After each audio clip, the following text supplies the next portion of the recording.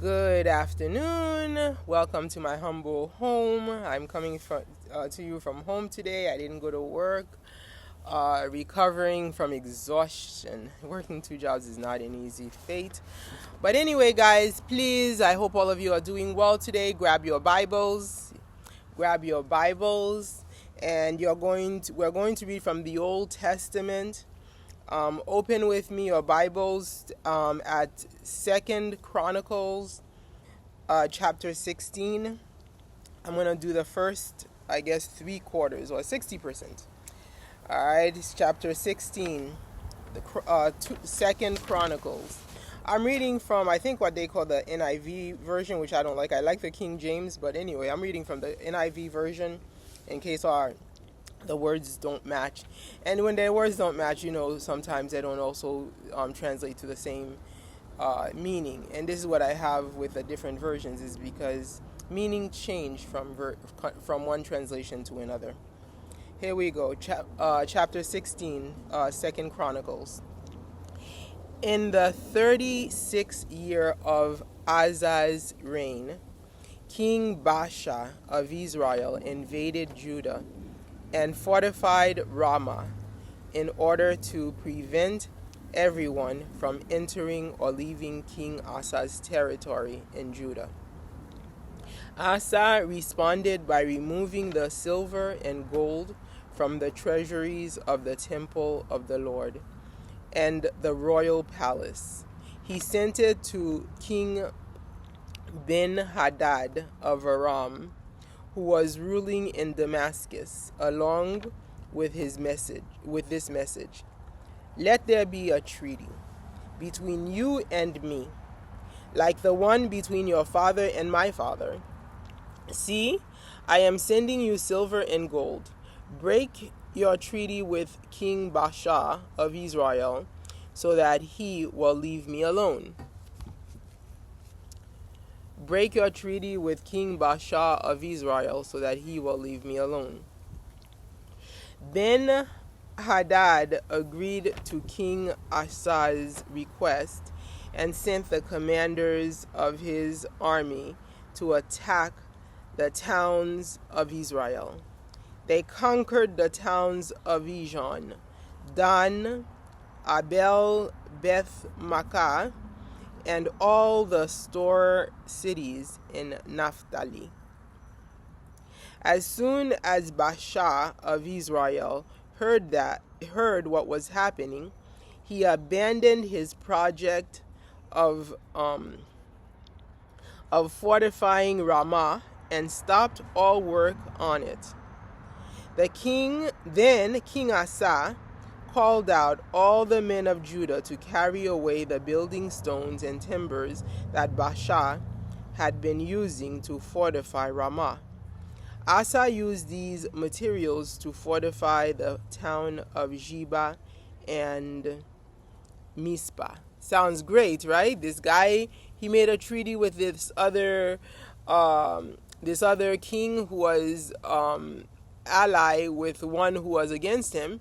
And with this treaty, they were able to fight against what became the common enemy, and win land, territory, and treasures. Sounds great. Now let's continue. Verse 7.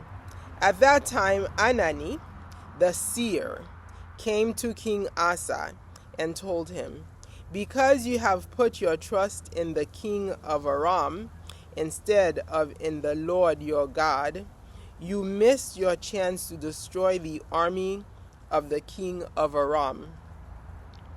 Don't you remember what happened to the Ethiopians and Libyans and their vast army with all their chariots and charioteers? At that time you relied on the Lord, and he handed them over to you. The eyes of the Lord search the whole earth in order to strengthen those whose hearts are fully committed to him." Wow. What a fool you have been. From now on, you will be at war. Oh my God, what a horrible curse.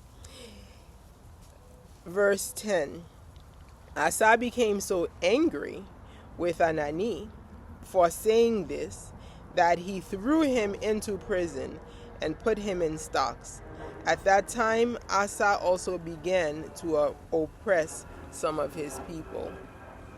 The rest of the events of Asa's reign, from beginning to end, were recorded in the book of the kings of Judah and Israel.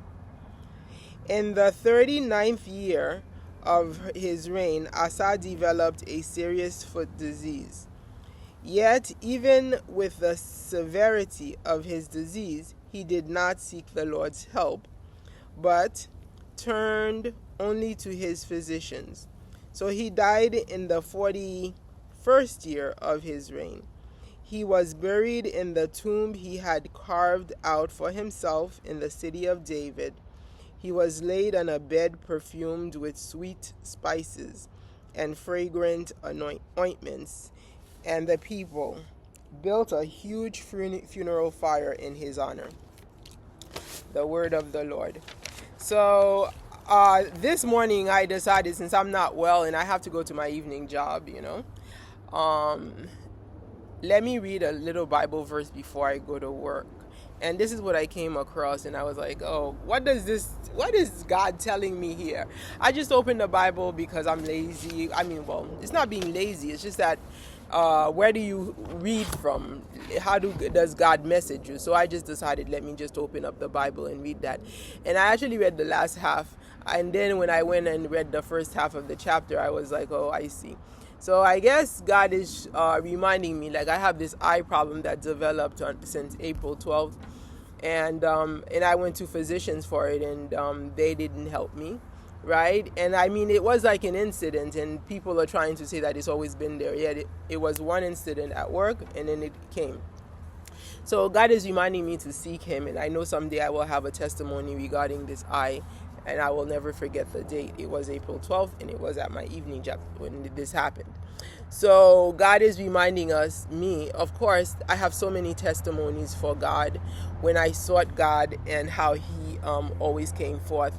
In my videos, one will see that I've always talked about how I am not in favor. It's like Shakespeare's sonnet 28, I believe. Guys, correct me if I'm wrong, sonnet 18, one of Shakespeare's earlier sonnets, because he wrote like over 100 sonnets, so either sonnet 18 or 28, one of them. When in disgrace with God and human eye, something like that. When in disgrace, like, when you are in disfavor, what does He do? He has knocked heaven with His bootless cries. Heaven had ears, was not listening. So I've had this in my life when God just doesn't listen. But also apparently in previous chapters in Chronicles, very likely God was with this guy, and they were working together as allies. And towards the end, because he decided to call, doesn't it feel good when you suddenly find yourself in human favor? So he found himself in favor of this king, so they allied together. But all of a sudden, God is a jealous God, they say, and God gets angry. So nonetheless, he ends up dying at the end. But the thing is, we're all gonna die someday. We just pray that it will be well, that we will live long to our full potential, because they say he died in like his 39th year or something like that, or 41st year. So how old was this guy when he became king? To give us an idea, was he 9? In which case he was in his middle ages when he died, so he could have lived a lot longer. Or was he 30? In which case, he would have been probably in his 70s. So because if he's old, you're like, okay, he died of natural death of old age. They say it's from a foot disease, but you also have to look at the age to see. So nonetheless, just something to think about. Is it really punishment from God that he ended up dying because he died in old age, or was he just a middle ager who could have lived another 30 years or so? But nonetheless, it's up to the writer to make the ending of the life either a happy one or a sad one.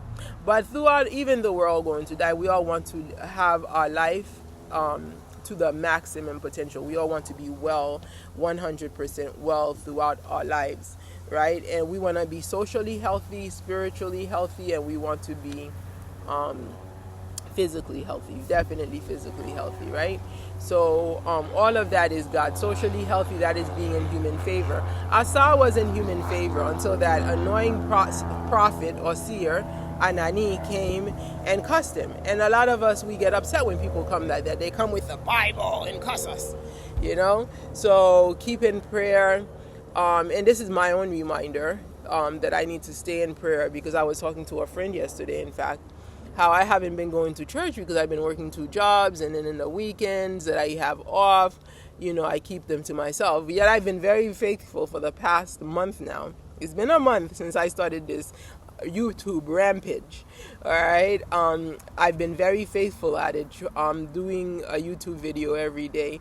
So this is God's reminder that I need to also turn to Him, because it is God who gives me favor. Because as I've been saying in my YouTube videos, I don't have human favor, you know, but I can always say when I seek favor from God, even though in my 20s, God completely shut the door on me.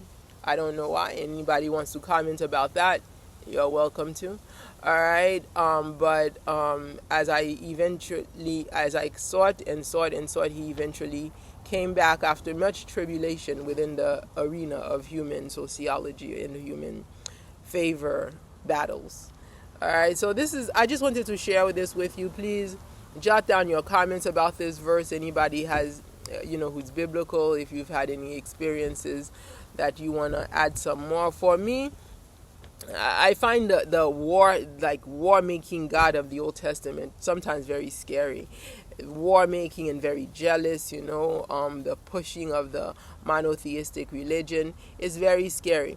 But there's a lot to also learn in the Old Testament. You see our countries, you see the motherland in the Old Testament. Ethiopia, if one is from Ethiopia, you're like, wow, we're even in the Bible. That ancient is treasure, right? Even in the Bible. So this is beautiful to see the motherland in the Bible. For those of us who want to see that connection, where do we fall? We fall in the Bible, guys. All right, so I wish you enjoyed this reading.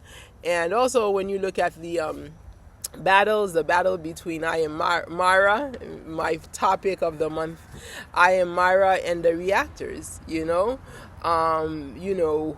are we seeking our help, as we unite and disunite or whatnot, me, for example, I look at I am Myra, I look at his good sides and I look at his bad sides, I think that maybe this week I've been doing pretty positive views, and some people, some of the subscribers are stellar, I give a negative view about I am Myra, you see like 10 people leave.